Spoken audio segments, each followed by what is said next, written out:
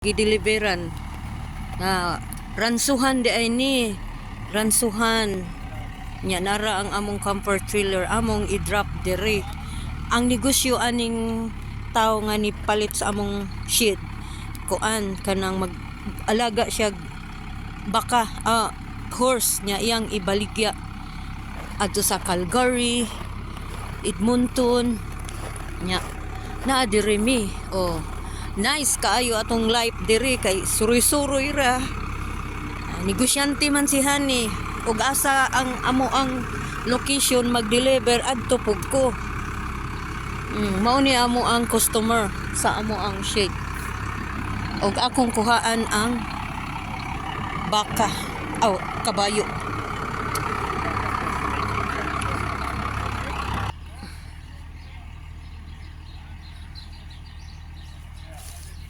Nara iyang kabayo pastilan ning tira na nako.